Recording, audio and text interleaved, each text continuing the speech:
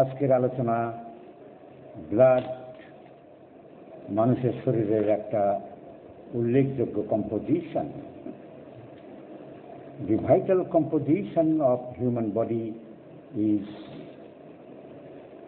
blood.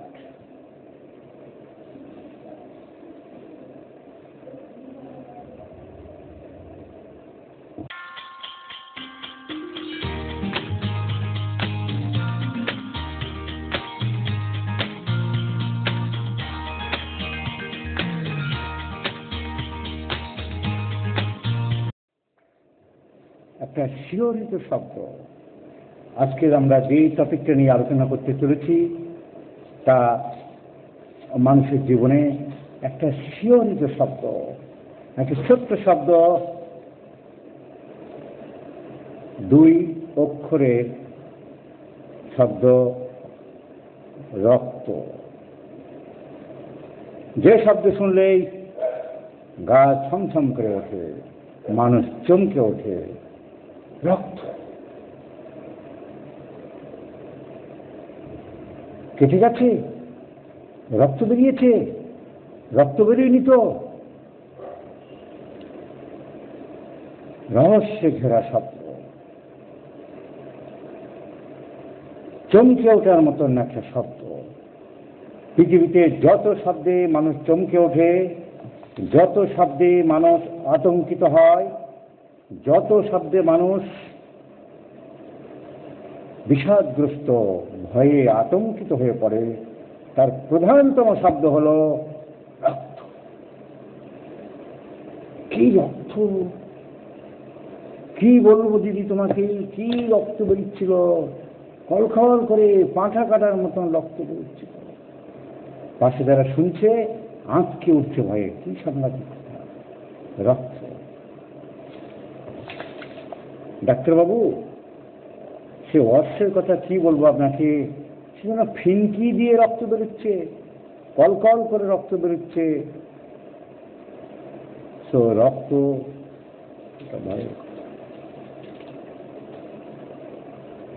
কত রক্ত বেরিয়েছে, লোকটাকে মেরে দরজা ভেঙে সব তৈরি করলো। কত রক্ত দরজার কাছে পড়ে আছে জানিস, রক্ত চাপ চাপ রক্ত। রক্ত হলো একটা ভয়ের শব্দ, বিভীষিকা শব্দ। যেমন বিভীষিকা শব্দ তেমনি প্রাণের স্পন্দন এই রক্ত নিয়ে গঠিত। রক্ত ছাড়া জীব অচল, রক্ত ছাড়া মানুষ বাঁচতে পারে না।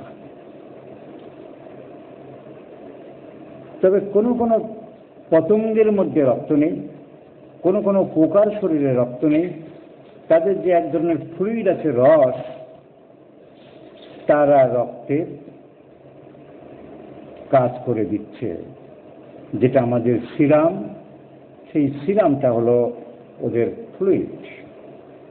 যেমন চোখের সামনে দুবেলা মানুষ খাচ্ছে চিংড়ি মাছ, রক্ত নেই। কাঁকড়া, রক্ত নেই। অনেক পতঙ্গ, রক্ত নেই, ফ্লুইড। তো রক্তবিহীন প্রাণীও আছে, যেখানে রক্তের কাজ হচ্ছে ফ্লুইডের মাধ্যমে।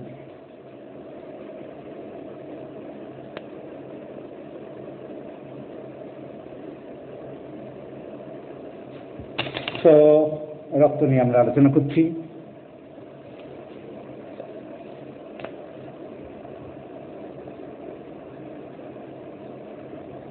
যারা ঈশ্বর বিশ্বাস করে, প্রতিটি ধর্মে মানুষ ঈশ্বর বিশ্বাস করে। উপরওয়ালা, ভগবান, গড, আল্লাহ, বিভিন্ন ধর্মে যে শব্দ ব্যবহার করা হয়, আলটিমেট বক্তব্য একটাই, সাম সুপার হিউম্যান পাওয়ার। সেই সব প্রাণের সৃষ্টি করেছে, সেই তো সৃষ্টি করেছে মানুষ। বিভিন্ন ধর্মে কেউ এই সিদ্ধান্ত, পলিসি, মতবাদ কোথাও কেউ কম মানে, কেউ বেশি মানে, অনেকে মানে না। কোনো কোনো ধর্মে সবাই 100%ই মানে যে না উপরওয়ালা একজন আছে, and we are controlled by him. বিজ্ঞান কি বলে? বিজ্ঞান বলছে পৃথিবীতে, আমি বলতে চাইছি রক্ত কি করে তৈরি হলো। বিজ্ঞান বলতে চায় যে প্রথম প্রাণের সৃষ্টি হয়েছিল সমুদ্র থেকে। সমুদ্রের মধ্যে যে এককোষী প্রাণী ছিল যার নাম ছিল অ্যামিবা। এই সমুদ্রের জলে তাদের দেহের যে বর্জ্য পদার্থ বেরোত, এককোষ থেকে যখন মাল্টিসেলুলার প্রাণী তৈরি হলো সমুদ্রের মধ্যেই, বিজ্ঞান বলে। আমি আগেই বলেছি বিভিন্ন ধর্মে একজন সুপার হিউম্যান পাওয়ারকে বলা হয়, তিনি সব তৈরি করে দিয়েছেন আস্তে আস্তে। বিজ্ঞানের সংজ্ঞা বলছে প্রাণের সৃষ্টি হয়েছিল কিভাবে পৃথিবীতে।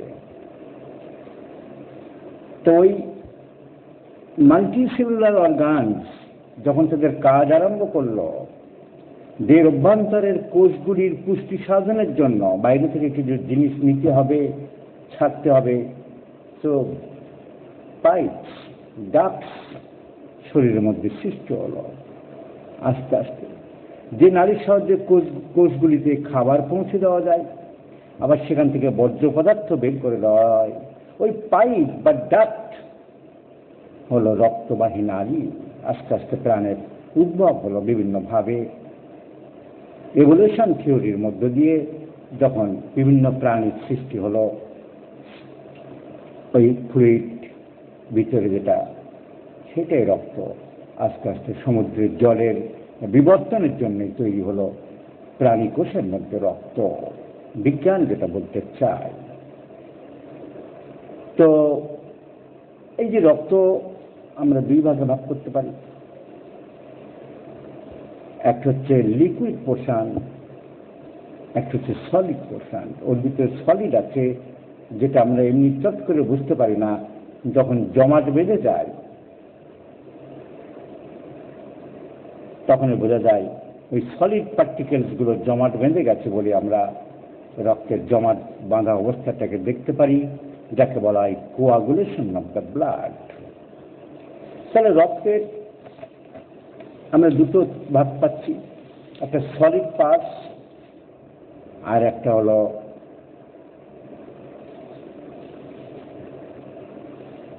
Liquid part. এই লিকুইড পার্টের নাম হলো প্লাজমা। প্লাজমা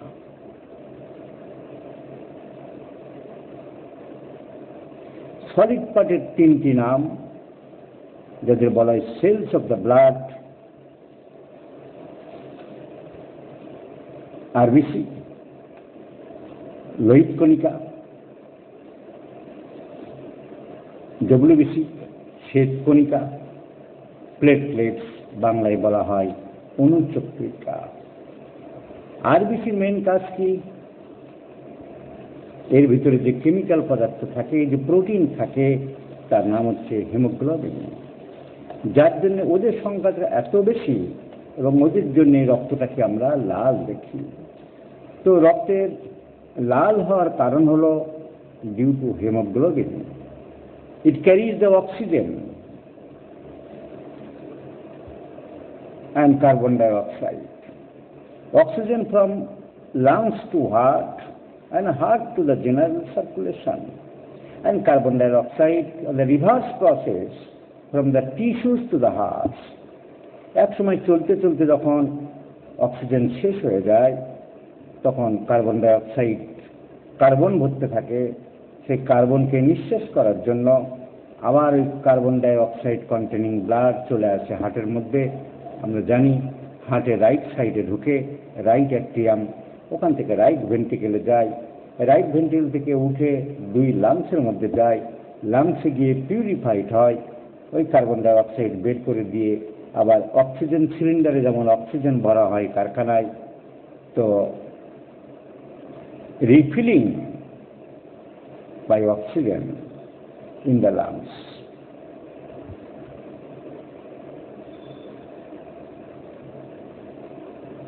তাহলে it carries the oxygen from heart to periphery and carbon dioxide from periphery to heart. ডব্লিউবিসির মেন কাজ কি? They are the soldiers of the body. এরা সৈন্য, লড়াই করতে নামানো হয়। এরা দুইভাবে কাজ করছে, দের প্রোটেকশনও দিচ্ছে, আবার সৈন্যবাহিনীও তৈরি করছে।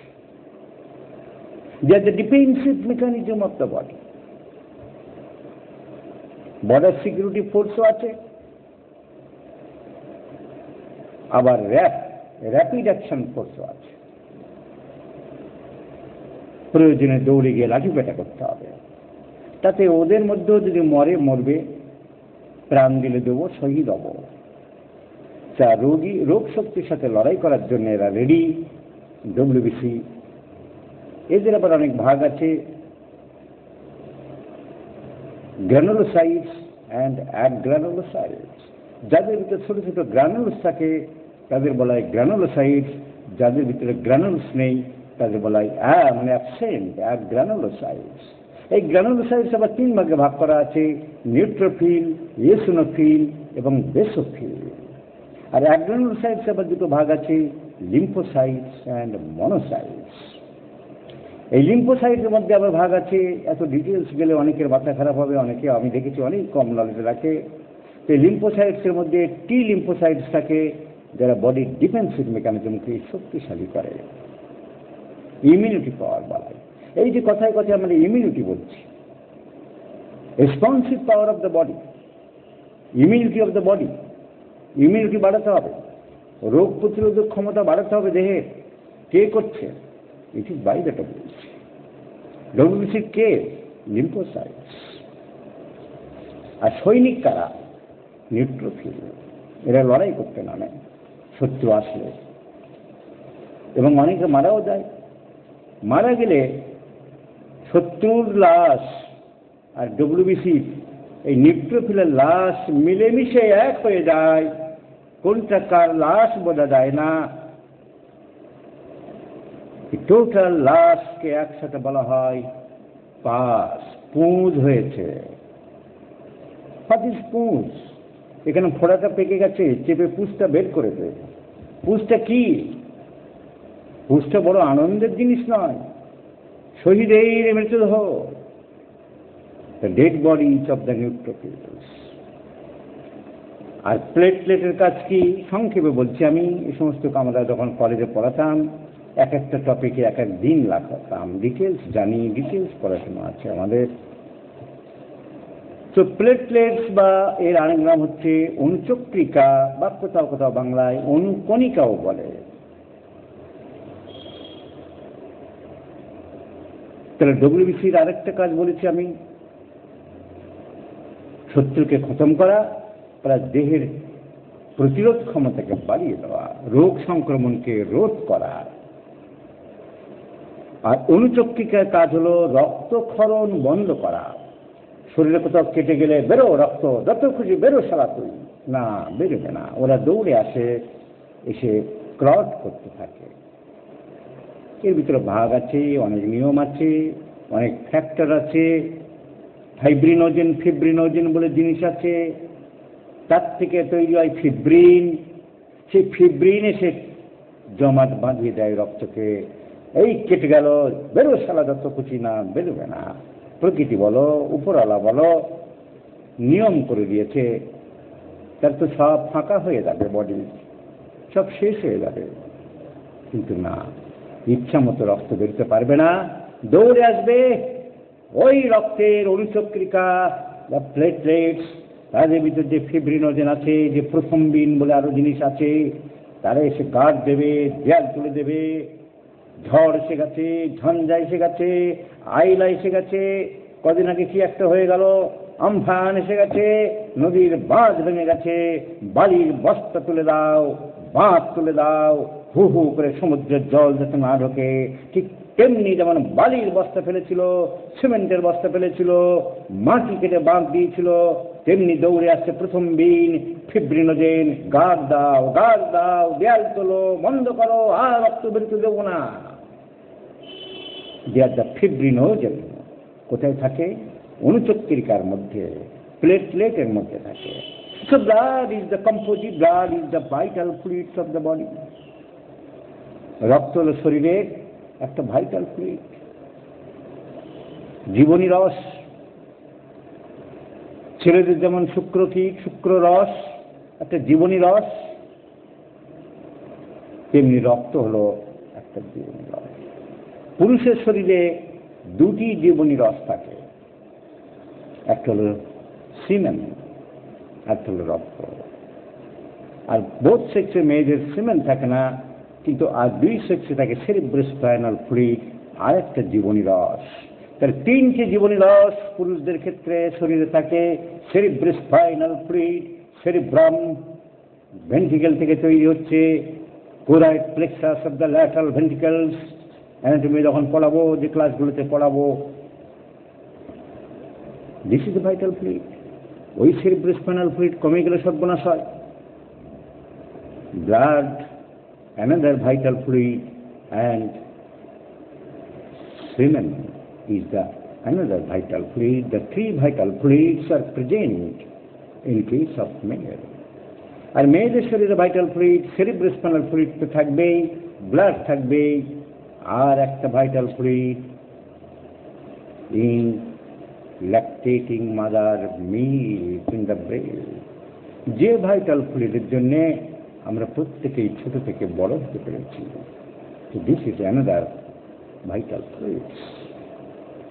সো ব্লাড, লিকুইড পোর্শনের নাম হলো প্লাজমা, আর সলিড পোর্শনের নাম হলো প্লাজমা, বাংলা বইয়ে বলা হয় রক্তরস। আর সলিড পোর্শন, এই রক্তরসের পার্সেন্টেজ ধরলে 55% আছে, 50%। 100 মিলিলিটার ব্লাড যদি আমি টেনে নিই, তার ভিতরে 55% হচ্ছে প্লাজমা, আর 45% হচ্ছে সেল, ডব্লিউবিসি, আরবিসি এবং প্লেটলেট, লোহিত কণিকা, শ্বেত কণিকা এবং অনুচক্রিকা। ইংরেজিতে বলা হয় লিউকোসাইটস। Cytes মানে cell, cytology, the subject deals with the cells of the body. Cytology থেকে, সেলস থেকে সাইটোলজি। তো সেলসগুলো লাল হয়, এরিথ্রোসাইটস, এরিথ্রো মিন্স লাল, কিংবা রেড ব্লাড কর্পাসেলস বলা হয় আরবিসি। কর্পাসেলস মানে সেলস। কিরকম সেলস? লাল। কোথাকার সেলস? ব্লাড।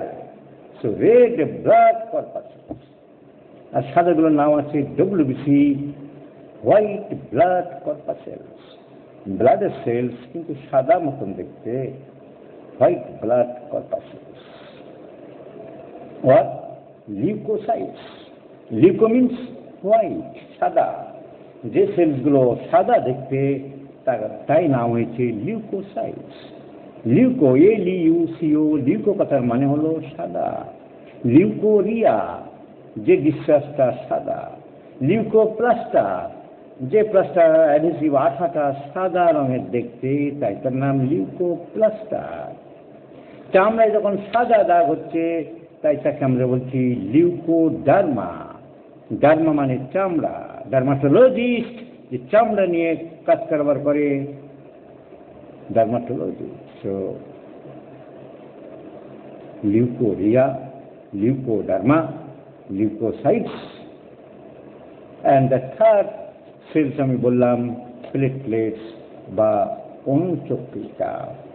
এই প্লেটলেট কতটা থাকে ব্লাডে? যদি আমি 100 সিসি ব্লাড টানি, তাহলে আমি প্লেটলেট পাবো 1 লাখ থেকে 2 লাখ বা কখনো কখনো 2.5 লাখ। যত দিন যাচ্ছে তত এই রেঞ্জগুলো বেড়ে যাচ্ছে। মানুষের বিবর্তনের ফলে, প্রকৃতির সাথে অ্যাডজাস্টমেন্টের ফলে, মানুষের মেডিকেশনের ফলে। তাই আজ থেকে 5 বছর আগে যে ফিজিওলজি বইয়ে, বায়োকেমিস্ট্রি বইয়ে যা দেওয়া ছিল, 10 বছর আগে তার থেকে কম ছিল, 15 বছর আগে তার থেকে কম ছিল। আগেকার দিনে বলা হতো মানুষের পালস রেট 60, এখন বলা হচ্ছে 70, 72, 75 নর্মাল। বিলিরুবিন আগে বলেছিল 1 মিলিগ্রাম পর্যন্ত নর্মাল, এখন মডার্ন প্র্যাকটিক্যাল মেডিসিনে বলছে 3 মিলিগ্রাম পর্যন্ত নর্মাল ধরতে পারে। টিএসএইচ আগে বলেছিলাম 4 মাইক্রন পর্যন্ত নর্মাল, এখন বলছে 6, 5, 6 বাড়ছে। ফিজিওলজিক্যাল চেঞ্জ হচ্ছে, ভ্যারিয়েশন হচ্ছে, যার পর একটা মেয়ের মেনস্ট্রুয়েশন আগে যেখানে 12 বছর আরম্ভ হতো মেনার্কি, এখন 11তে হচ্ছে, 10-এ হয়ে যাচ্ছে, 9-এ হয়ে যাচ্ছে। This is due to the revolution of the world, revolution of the human system, revolution of the human body, revolution of the physiological activities. So,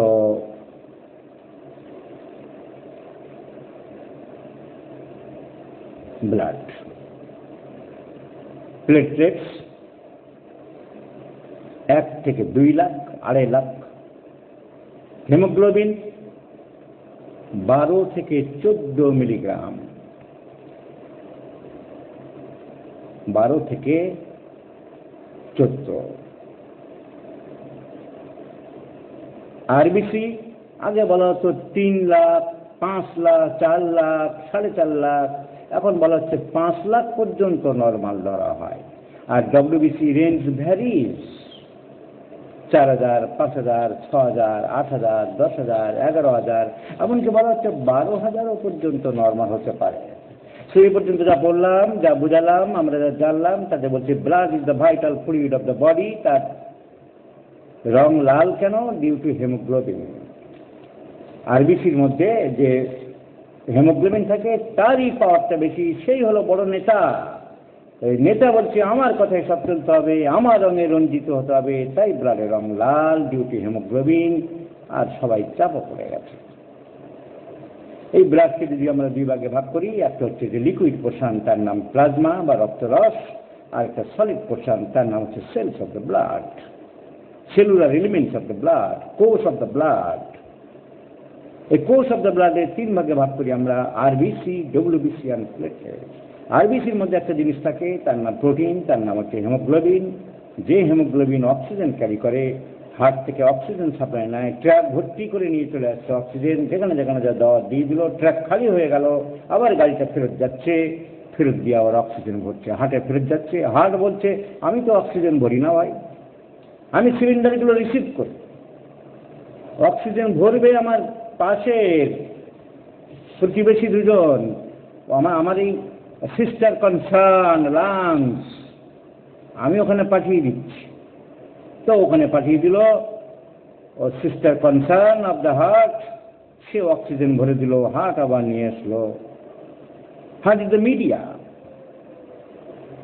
heart নিয়ে এসে আবার সাপ্লাই দিতে আরম্ভ করলো। এখন কথা হচ্ছে রক্ত কমে যায় কেন? রক্ত যখন কমে যায় তখন তার নাম হচ্ছে এনিমিয়া বা রক্তাল্পতা। এনিমিয়া বা রক্তাল্পতা। রক্ত অল্প, রক্ত যোগ অল্পতা সমান সমান রক্তাল্পতা। অনেকে বাংলা বইয়ে বা অনেকে ভুল করে বলে রক্তহীনতা। কি সাংঘাতিক কথা! রক্তহীন মানে তো শেষ, কিচ্ছু নেই। তাহলে রক্তহীনতা কেউ কোনোদিন বলবে না, রক্তাল্পতা কেন হয়? কারণ রক্তের যে হেমোগ্লোবিন, তার ভিতরে থাকে কিছু খনিজ পদার্থ, লোহা, iron, folic acid, vitamin B12, কিছু হরমোন, এসব থাকে। তা এই যে আয়রন, লোহা, ফলিক অ্যাসিড যদি কমে যায় হেমোগ্লোবিনের মধ্যে, তাহলে রক্তের লাল ভাব থাকবে না, কাজও কমে যাবে। and the disease is known as anemia, রক্তাল্পতা। কারণ এরা কোথায় তৈরি হয়?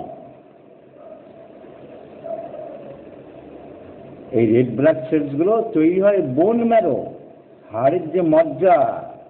আমরা যখন মাটন খাই, হাড়ের ভিতরে যেটা থাকে নরম নারকেলের শ্বাসের মতন, সাপ করে টেনে নিই, ভালো বাংলায় যাকে বলা হয় লেজ্জ। চর্ম চজ্জ লজ্জ পেয়, তা ওইটা হলো ম্যারো, শ্বাস, হাড়ের শ্বাস, ওইখানে তৈরি হয় লোহিত কণিকা আরবিসি। তাহলে ওখানে যদি কোনো প্রবলেম হয় তাহলে এনিমিয়া হতে পারে। এনিমিয়ার অনেক কারণ থাকতে পারে। So one of the cause, যে ফ্যাক্টরিতে যদি গন্ডগোল হয়, আসল জায়গায় যদি গন্ডগোল হয়, তাহলে এনিমিয়া হবে। So first point of anaemia, disturbance in the RBC producing factory. ফ্যাক্টরিটা কোথায়? হাড়ের মজ্জার মধ্যে। So something disease in the bone marrow, something defect in the bone marrow, something wrong in the bone marrow, some fault in the bone marrow. তাহলে এনিমিয়ার একটা প্রধান কারণ হলো বোন ম্যারোতে ডিস্টারবেন্স, অস্থি মজ্জায় আরবিসি ঠিক তৈরি হচ্ছে না। আর 2 নম্বর, ভিটামিন বি এর অভাবে খনিজ লবণ কম খাচ্ছে, আয়রন কম খাচ্ছে, ফলিক অ্যাসিড কম খাচ্ছে, তার জন্যে আয়রনের ঘাটতি হচ্ছে, সেজন্য এনিমিয়া হতে পারে।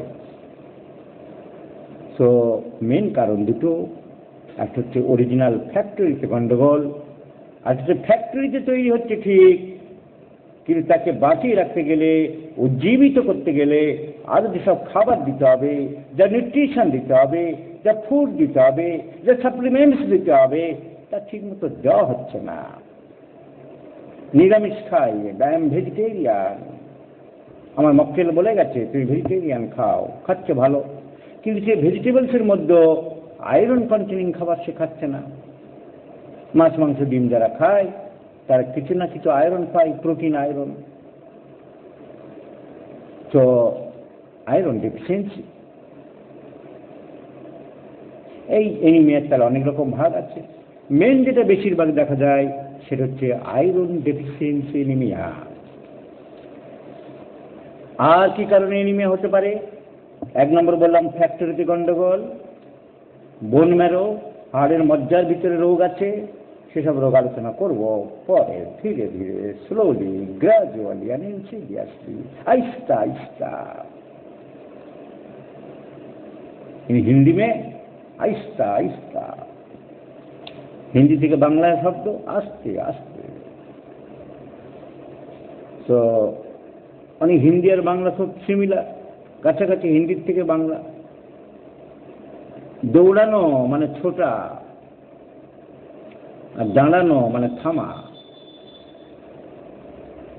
একটা মেয়ে তো রিক্সা উঠেছে, তার ওড়না বেঁধে গেছে চাকায়, জড়িয়ে গেছে, ওড়নাগুলো লম্বা করে দিয়ে করে বসে থাকে, কোনো গুরুত্ব থাকে না। যেই না বেঁধে গেছে, টান পড়ছে, কাল বলছে দাঁড়াও দাঁড়াও, ওই দাঁড়াও দাঁড়াও।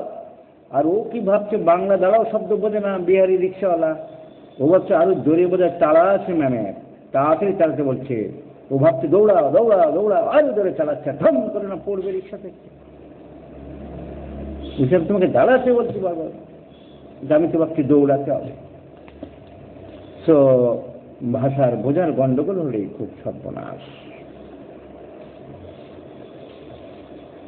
তাহলে আরেকটা কারণ হতে পারে, ফরমেশন ঠিক হচ্ছে, ফলিক অ্যাসিড খাচ্ছে, আয়রন খাচ্ছে, ভিটামিন B12 খাচ্ছে, প্রোটিন খাবারও খাচ্ছে, মাংসের মেটে খাচ্ছে, লিভার খাচ্ছে, ডালিম বেদানা খাচ্ছে, অ্যাপেল খাচ্ছে, পেয়ারা খাচ্ছে। So from the food source থেকে কোনো অভাব নেই। বোন ম্যারো ডিজিজ কিছু নেই, তা হলেও অ্যানিমিয়া হচ্ছে। কারণ কারণ লস অফ ব্লাড, কোনো কারণে তার লস অফ ব্লাড হচ্ছে, অতিরিক্ত ব্লাড লস হচ্ছে। তার কি অর্থ থাকতে পারে? রোগী এসে বলল আমার এনিমিয়া হয়ে যাচ্ছে ডাক্তারবাবু, রক্ত কম, হিমোগ্লোবিন কম। তাহলে এনিমিয়া হতে পারে। হুকওয়ার্ম ইনফেকশন থাকতে পারে। হুকওয়ার্ম বলে এক ধরনের কৃমি থাকে পেটের মধ্যে, যাদের দাঁত আছে হুকের মতন দাঁত, তাই নাম হয়েছে hookworm.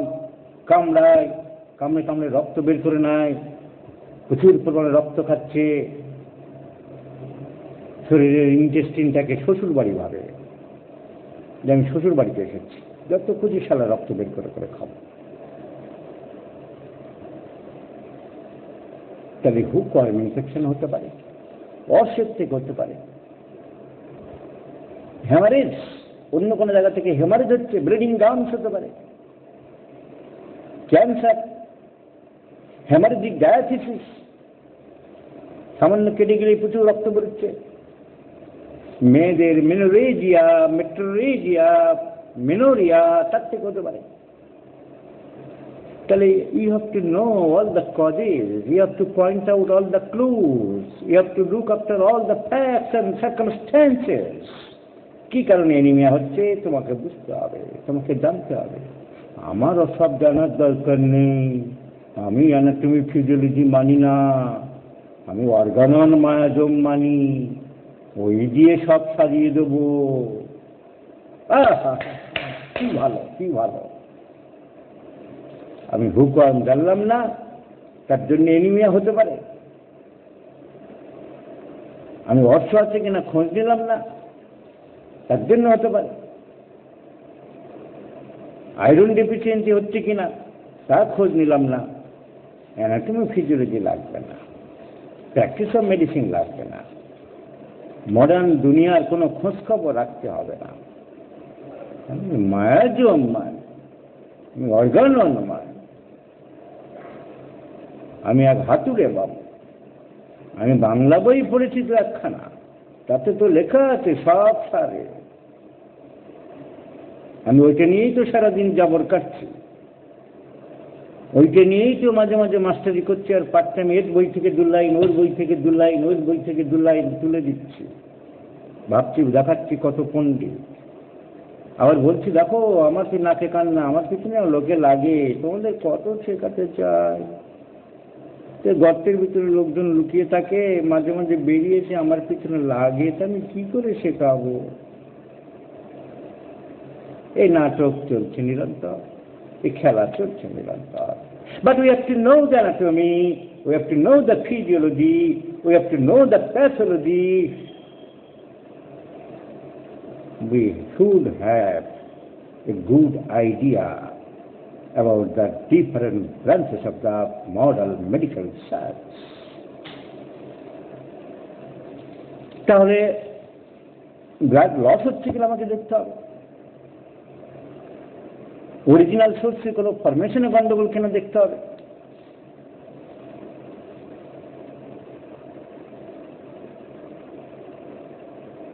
Thalassaemia, a blood genetic disorder disease,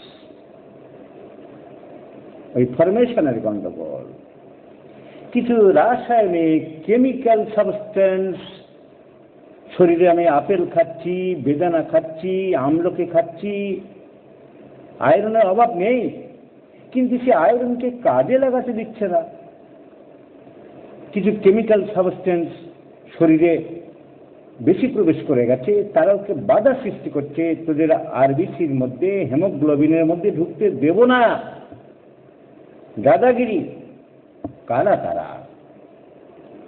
tannin, ফাইটিক acid, এরা শরীরে আয়রনকে অ্যাবজর্ব করতে বাধা সৃষ্টি করে, তার জন্য এনিমিয়া হতে পারে।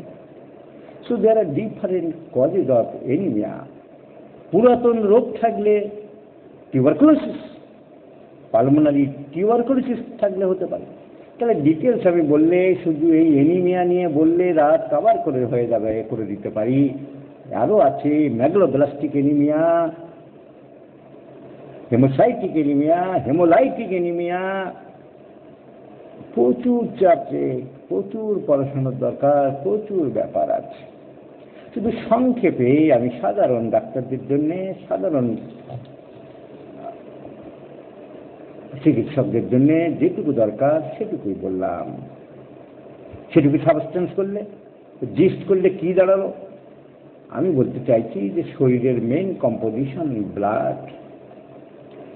ব্লাড দেখতে ঘন, একটা ঘন জলীয় পদার্থ, একটা তরল পদার্থ। ব্লাড কি সলিড পদার্থ। It is a tissue, it is a connective tissue. এটা একজন টিস্যু, অনেক রকম ভাগ আছে। আগে আমি বলবো যে টিস্যু কাকে বলে, সেলস কাকে বলে। The body structural and functional unit of the body cell. কোষ স্ট্রাকচারাল অ্যান্ড ফাংশন, সব গল্প যা যেখানে যায় সেটাই বলতে ইচ্ছা করে, আবার পিছিয়ে দিতে হবে। তাহলে structural and functional unit of the body is cell. Aggregation of cells is called the tissue. ছোট ছোট সেলগুলো জুড়ে জুড়ে হয় টিস্যু, টিস্যুগুলো জুড়ে জুড়ে হয় একটা অর্গান, অনেকগুলো অর্গান জুড়ে জুড়ে হয় একটা সিস্টেম, আর কতগুলো সিস্টেম নিয়ে হয় একটা complete human body. So body পৃথিবীতে প্রথম ইউনিসেলুলার একটা মাত্র সেল নিয়ে প্রাণী জন্মেছিল, তৈরি হয়েছিল সমুদ্রের শ্যাওলা থেকে। বিজ্ঞানের মতবাদ অনুযায়ী ইউনিসেলুলার একটাই সেল ছিল অ্যামিবা, তার থেকে মাল্টিসেলুলার হয়ে গেল। তা আমাদের শরীরে এখন মাল্টিসেলুলার বডি, লক্ষ লক্ষ কোষ। তাহলে একটা সেল থেকে হয় টিস্যু, টিস্যু থেকে হয় অর্গান। লিভার একটা অর্গান, স্টোমাক একটা অর্গান, ইসোফেগাস একটা অর্গান, টাং একটা অর্গান, কোলন একটা অর্গান। তাহলে এই অর্গানগুলোকে জুড়লে হয়ে যাচ্ছে ডাইজেস্টিভ সিস্টেম। আবার ল্যারিংস একটা অর্গান, ট্র্যাকি একটা organ, bronchus organ, lungs organ, এগুলো জুড়লে হচ্ছে respiratory system. So many organs when compiled together into the one system is known as the body, human body. তাহলে মনে রাখতে হবে cell to tissue, tissue to organ, organ to system, system to body. তা আমি বলতে চাইছি যে tissue, টিস্যুর অনেক ভাগ আছে। ব্লাড, বোনস, এগুলো কানেকটিভ টিস্যু। গ্ল্যান্ড তৈরি করে যেগুলো, সেগুলো গ্ল্যান্ডুলার টিস্যু। মাসেল তৈরি করে যেগুলো, muscles, muscle fibre, muscular tissue. Nerve, brain, nerve, তার ভাগ আছে অ্যাকশন অ্যান্ড ডেনড্রন, সেগুলো তৈরি করে যারা, তাদের নাম হচ্ছে nervous tissue, nerve tissue. So there are different types of tissue in the body. So blood is the connective tissue. The blood connective tissue একটা ঘন তরল পদার্থ। 100 ml যদি নিই আমি, 100 ml এর শিশি, তার 55 ভাগ তরল, 45 ভাগ সলিড। সলিডকে 3 ভাগে ভাগ করি, RBC, WBC, platelet. Liquid portion থেকে বলি প্লাজমা, প্লাজমা ফ্লুইড, প্লাজমা রস, রক্ত রস। তার ভিতরে থাকে ফিব্রিনোজেন, প্রথমদিন তারা রক্তকে জমাট বাঁধতে সাহায্য করে। সেই দিনে ওটা কতটা থাকে, 100 সিসি ব্লাডের মধ্যে থাকে 2 লাখ, 1.5 লাখ, 3 লাখ, ভ্যারি করে। 1.5 লাখ থেকে 2 লাখ সাধারণত থাকে। তাহলে ডেঙ্গুকে, এক ধরনের ডেঙ্গু বলা হয় হেমারেজিক ডেঙ্গু, ওই প্লেটলেটকে ধ্বংস করে ডেঙ্গু ভাইরাস।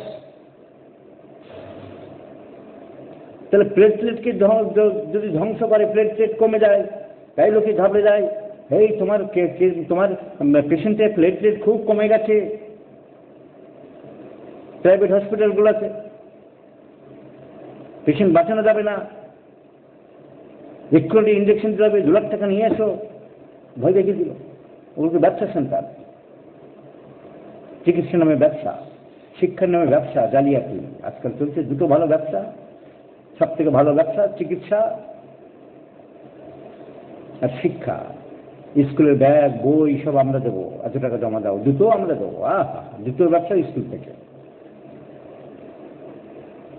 স্কুল আর না আসলে ফাইন, ফাইন দিলে মিটে যাবে, ঝামেলা কিচ্ছু নেই। আগে যে আদর করে বলা হতো, তুই স্কুলে আসিস না কেন বাবা, কালকে পড়াটা আজকে শিখিত বসাব না, ফাইন দাও না, ছাড়ো করি মাফ করতে। আর একটা ব্যবসা আছে এগুলো তো পুঁজি লাগে, ক্যাপিটাল, মূলধন, শিক্ষা এবং হসপিটাল। কিন্তু বিনা পয়সার ব্যবসা আছে, তার নাম রাজনীতি। পয়সা কড়ি লাগে না, ছত্রছায় দাদাদের দিদিদের ছত্রছায় একবার ঢুকে গেলে হয়ে গেল। তারপর ত্যাগ সিগারেট 3 বার নিবিয়ে নিবিয়ে খেয়ে কানে গুঁজে রাখতাম, তারপরে তো হন্ডা গাড়িতে ঘুরে বেড়াই। এটা হলো বিনা পয়সার ব্যবসা, বিনা পুঁজি, পুঁজি লাগে না। তো যে কথা বলছিলাম, এই সেলস অফ দ্য ব্লাড 3 রকম। ওই ডেঙ্গুর কথা বলছিলাম, তাহলে ওই প্লেটলেট কমে যায় ডেঙ্গুতে, যার জন্য হেমারেজ আরম্ভ হয়ে যায়, ব্লাড আর জমাট বাঁধে না। সাপে কামড়ালে তাই হয়, প্লেটলেট কমে যায়, ফিব্রিনোজেন কাজ করতে পারে না, প্রথম বিন কাজ করতে পারে না।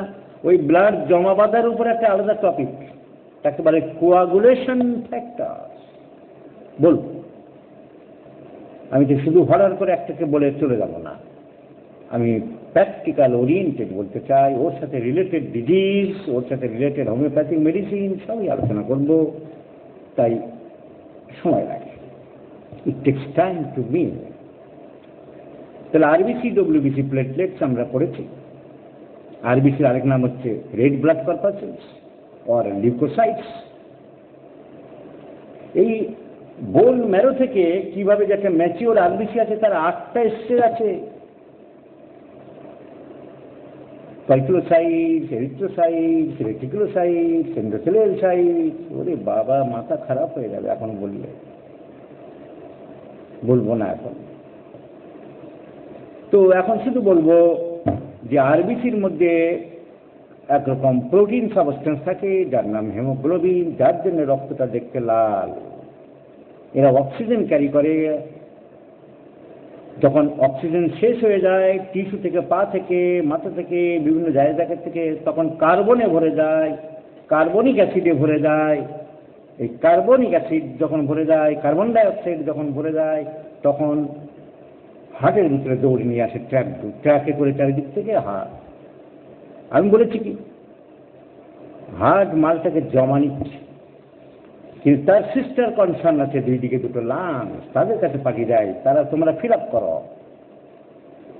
ও ঝেড়ে মুছে গ্যাস সিলিন্ডার যেমন থাকে, আমাদের সিলিন্ডারগুলো সব আসামে চলে যায়, যেখানে তেলের গ্যাসের ফ্যাক্টরি আছে, গুজরাটে চলে যায়, সেখান থেকে ফিল আপ হয়ে আসে। তো লাংস থেকে আবার অক্সিজেন ভরে হার্টে আসে, হার্টের কোথায় আসে? Into the left atrium, left atrium to left ventricle, left ventricle to ascending aorta, ascending aorta to arch of aorta, arch of aorta to general circulation.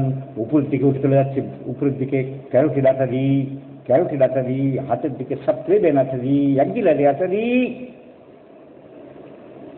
brachial artery, radial and ulnar artery, anterior and posterior communicating artery, and palmar arch. পায়ের দিকে এরকম চলে যাচ্ছে, উপরের দিকে চলে যাচ্ছে subclavian artery, তারপর ভার্টিব্রাল আর্টারি, এইভাবে সব চলে যাচ্ছে সাপ্লাই। এইভাবে অক্সিজেন নিচ্ছে, তারপর কার্বন ডাইঅক্সাইডে যখন ভরে যাচ্ছে আবার এসে সাপ্লাই দিচ্ছে। এটা আরবিসির কাজ। আর ডব্লিউবিসির কাজ বলেছি, এদের সৈন্যবাহিনী থাকে, নিউট্রোফিলস, এরা লড়াই করে, মরে গেলে তারা শহীদ হয়, একটা পুশ ফরমেশন হয়, পাস। আর লিম্ফোসাইটস বডির ইমিউনিটি তৈরি করে। তাহলে হোমিওপ্যাথিক আমরা যে ইমিউনিটির কথা বলি, আমরা যে রোগ প্রতিরোধক কথা বলি, আলটিমেটলি কে করে? টি lymphocytes.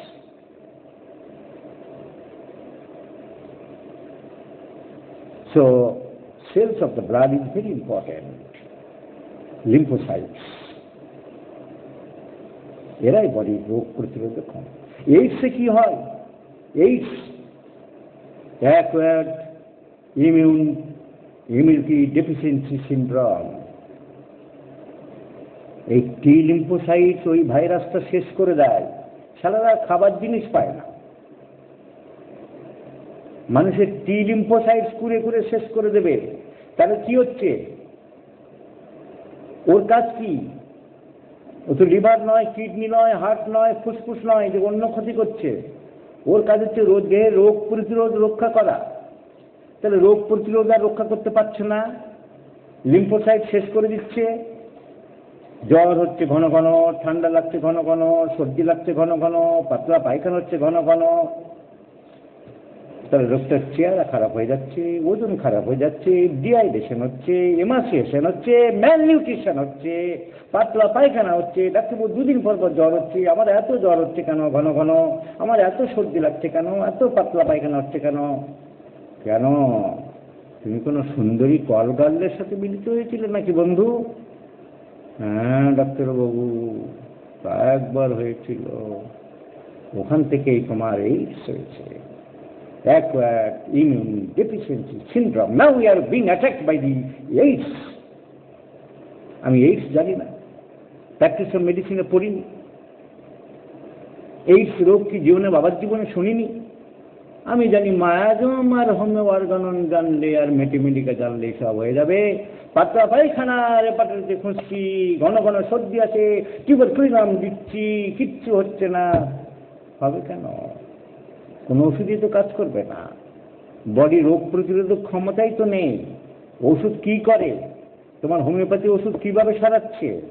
It acts on the immunity, that means it stimulates the T lymphocytes of the body. T lymphocyte তো শেষ হয়ে গেছে, তোমার অ্যান্টিসরিকার বাপু কাজ করবে না। অ্যান্টিসিপিলিটিক, অ্যান্টিসাইকোটিক, হ্যানিম্যান তখনকার দিনে 1.5 পৃষ্ঠায় লিখে গেছে, আঁচিল থাকলে এরকম থাকলে এগুলোকে আমি সাইকোসিস বলি, দরকার হলে সোজা মাথার উপরে লাগাতে দিই, তাতে না কমলে নাইট্রিক অ্যাসিড দিই, 1.5 পৃষ্ঠায় বলে গেছে সাইকোসিস। আর তখন বড্ড সিফিলিস রোগ হতো, যেখানে সেখানে সব অবাধ যৌন মিলন হতো, সিফিলিসের ঘা হতো, শ্যাঙ্কার হতো। এখন মানুষ সচেতন হয়ে গেছে, কন্ডোম ইউজ করে, যেখানে সেখানে যাত্রার সাথে যেখানে সেখানে মেলামেশা করে না, সিফিলিস আর হয় না। তো হ্যানিম্যান যে উদ্দেশ্যে সাইকোসিফিলিস বলেছে, সাইকোসিফিলিস, সে সিফিলিস রোগ আর এখন নেই। সাইকোসিস বলতে আঁচিল জাতীয় উদ্বেগ বলেছে, তুমি নাইট্রিক অ্যাসিড থুজা সব দিতে পারো, এর বাইরে কিচ্ছু বলেনি। অথচ তাই নিয়ে কত নাটক, কত ফেনানো, কত জল ঘোলা, কত সাগর বানানো, কত মহাসাগর বানানো।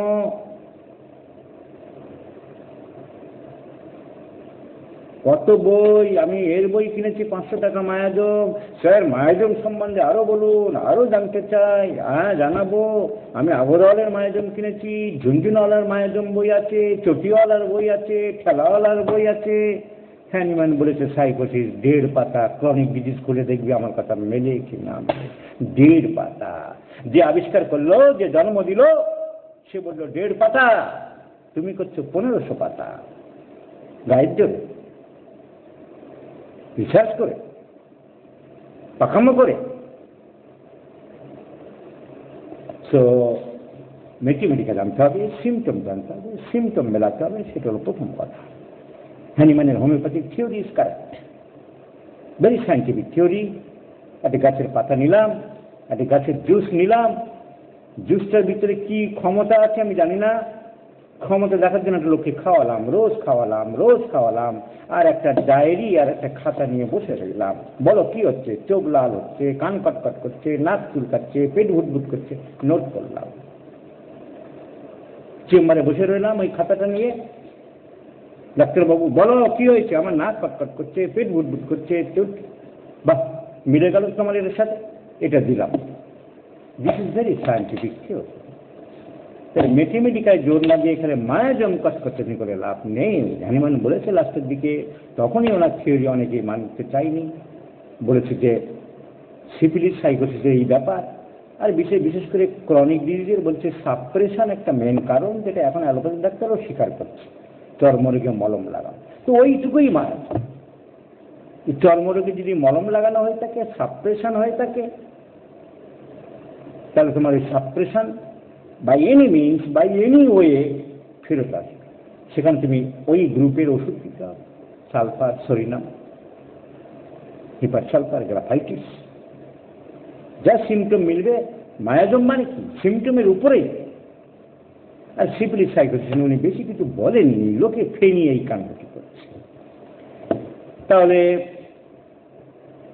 আমরা হ্যানিম্যানের ফর্মুলা থেকে পরবর্তীকালে অনেকে দুটো ক্লু নিয়েছে সিফিলিস সাইকোসিস।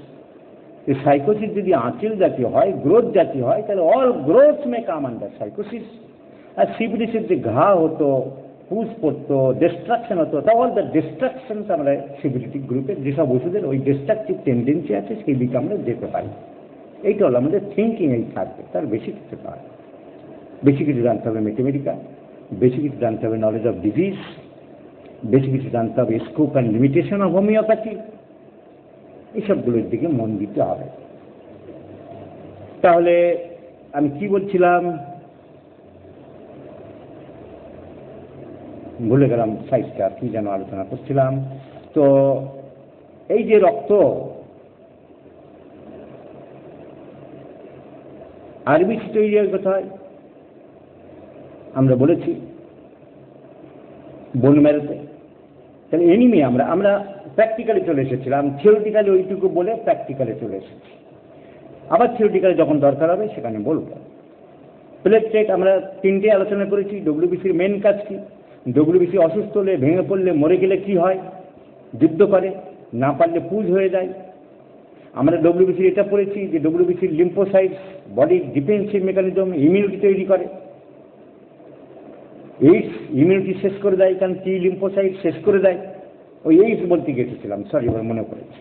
এইডস যেটা বলছিলাম তখন, যেটা ভুলে গেলাম, ওই এইডস আমি জানি না, এইডসের সিমটম জানি না, ওই জন্য বলছিলাম মায়াজম টায়াজম, ওই সব নিয়ে পড়ে আছে, কচকচানি করছে।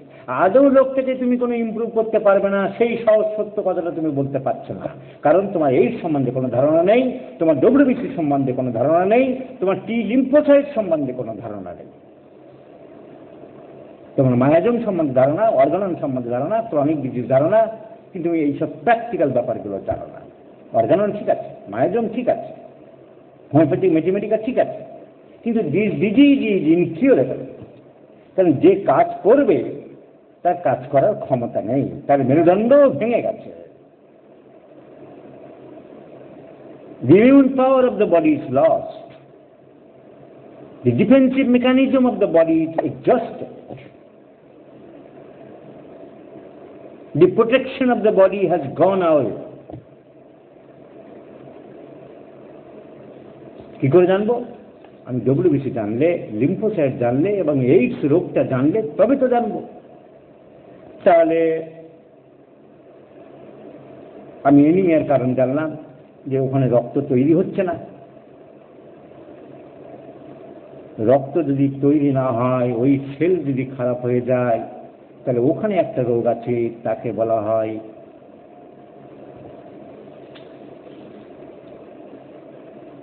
Leukaemia. Leukaemia. What is leukaemia? চলতি কথায় রক্তের ক্যান্সার, যার নেই কোনো অ্যান্সার। সো লিউকেমিয়া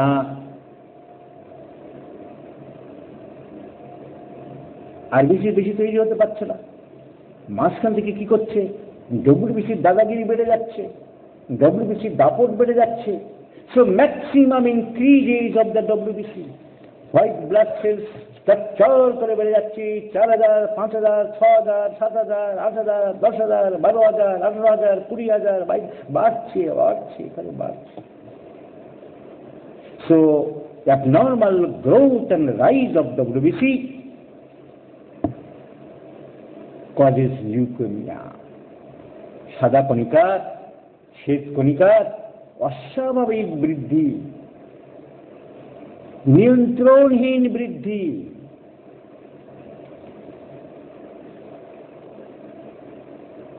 একে বলা হচ্ছে লিউকেমিয়া।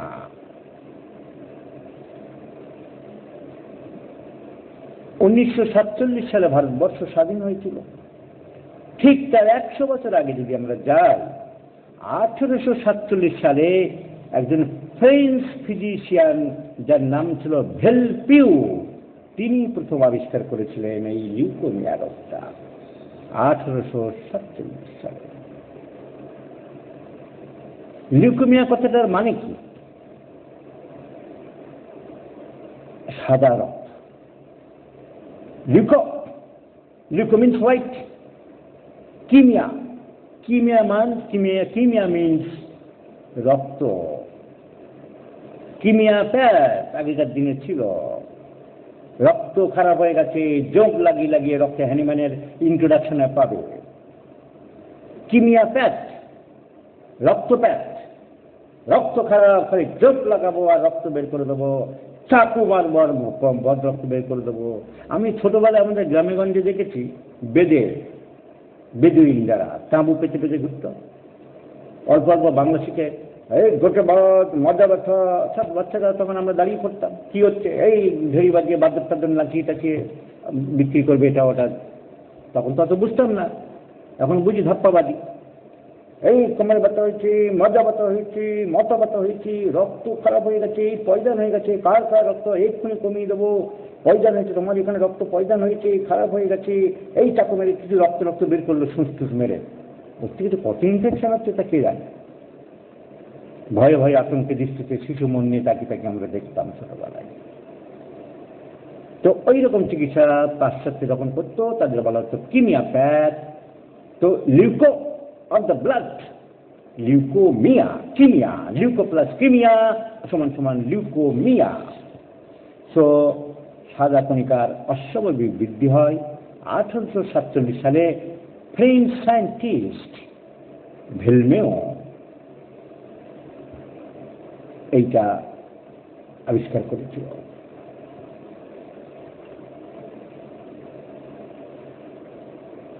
অনেক কারণ হয়, কি কারণে সঠিক জানা যায় না। অনেক রেডিয়েশন থেকে অনেক সময় হয়। প্রচুর পরিমাণে অ্যালোপ্যাথিক টাইফয়েডে ক্লোরমফেনিক্যাল খেলে এই রোগ হতে পারে। ফিনাইল বুটাজোন বলে একটা ওষুধ আছে, সেটা খেলে হতে পারে। এসব মডার্ন মেডিসিন জানতে হয় আমাদের। তুমি কি খেয়েছিলে এগুলো?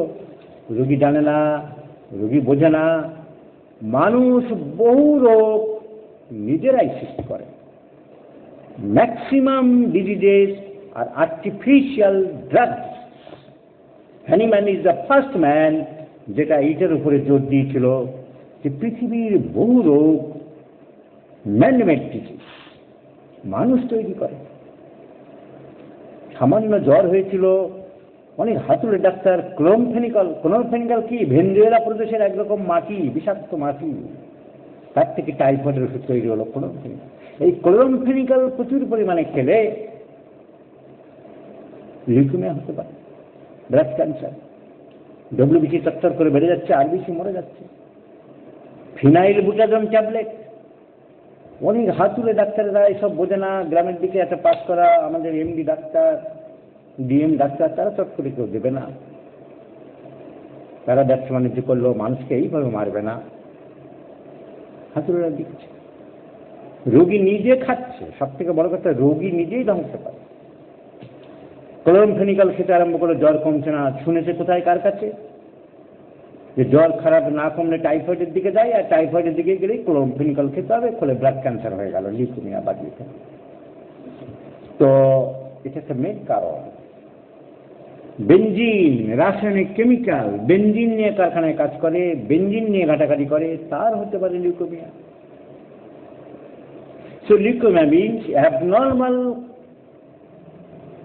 increases of WBC, limitless count, leukaemia.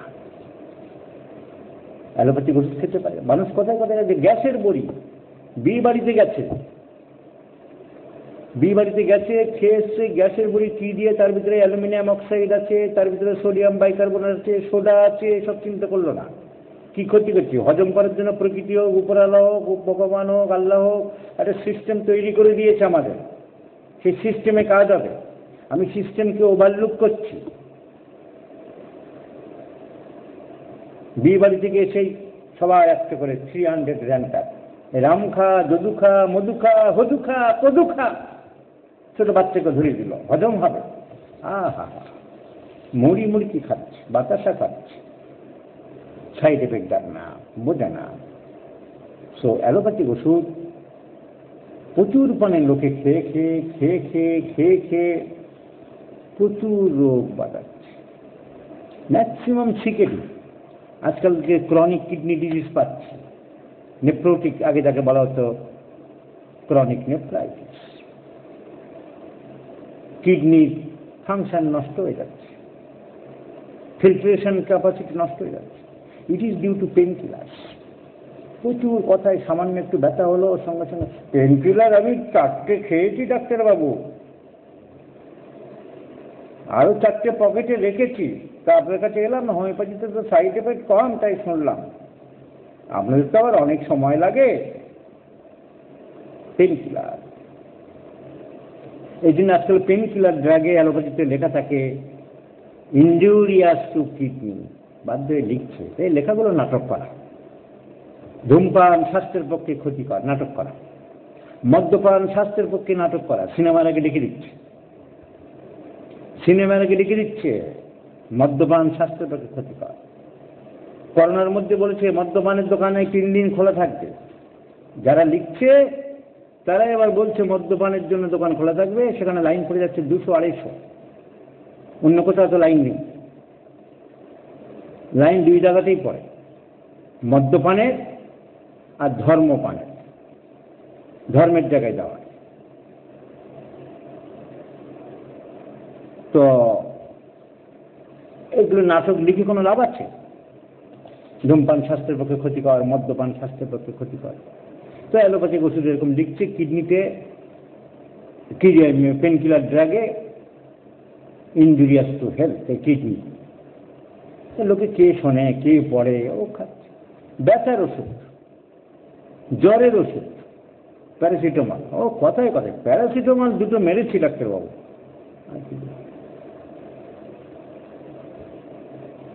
Simple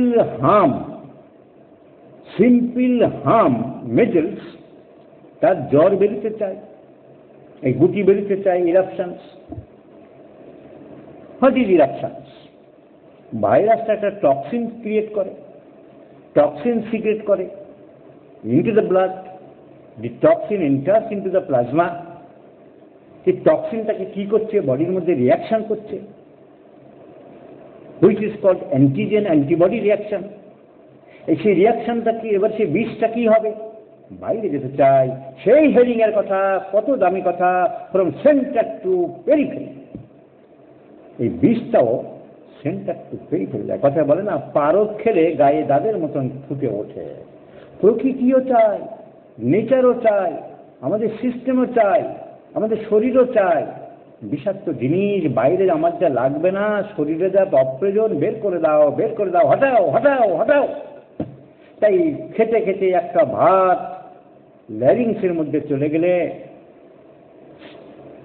যতক্ষণ না বেরোচ্ছে, শরীর চেষ্টা করছে বের করে দেওয়ার জন্য, হাঁচি হচ্ছে, কাশি হচ্ছে, অস্বস্তি হচ্ছে, কতক্ষণ ওটা বেরোবে? যতক্ষণ না বেরোচ্ছে অস্বস্তি লাগছে, সমানে হাঁচি হচ্ছে, সমানে কাশি হচ্ছে। আর মূর্খ মা বুঝছে না, সাধারণ মা অ্যানাটমি জানে না, বাচ্চার ওটাতে বেরিয়ে যাবে কাশিটা হলে, ভাতটা যতক্ষণ না নাজোফ্যারিংস থেকে নামছে ততক্ষণ তার হাসি বন্ধ হচ্ছে না। ওকে কাশতে দাও, ওকে হাসতে দাও। মা কি করছে? বলে নিয়ে 60 60 60 60 70 70 70 হাসি লাগে। অ্যানাটমি পড়ার পরে আমাদের হাসি লাগে। The poor lady doesn't know the mechanism of anatomy. The larynx wants to escape out the piece of rice or piece of food. প্রকৃতি সবসময় বের করে দিতে চায়। তো তেমনি যেটা বলছিলাম, ওই পয়জন, টক্সিক সাবস্টেন্স বাইরে বেরিয়ে যেতে চায়, তাতে সেটাই হচ্ছে ইরাপশনস। ফুটে উঠেছে স্কিনের মধ্যে অ্যান্টিজেন অ্যান্টিবডি রিয়াকশন। যত না ফুটে উঠলে কি হবে? রিয়াকশন হচ্ছে, antigen antibody reaction, and the reaction takes place into the fever. বডিতে টেম্পারেচার তৈরি করবে, জ্বর হবে। সে জ্বর, হাম বা পক্সে যদি জ্বর হয় সেটা কি খারাপ? It indicates the toxic should come out from the body. The toxic is exiting from the body. Body থেকে টক্সিক বেরিয়ে আসছে। কি করছো তুমি? প্যারাসিটামল 650 একটা দিয়েছি ডাক্তারবাবু সকালে ছেলেকে, আর কাজের মেয়েকে বলে এসেছি দুপুরের দিকে জ্বর একটু বাড়লে আরেকটা দিয়ে দিবি। ও একটা দিয়েছে, আমি অফিস থেকে ফিরে আরেকটা দিয়েছি, বেশ ভালো করেছে। কি হলো?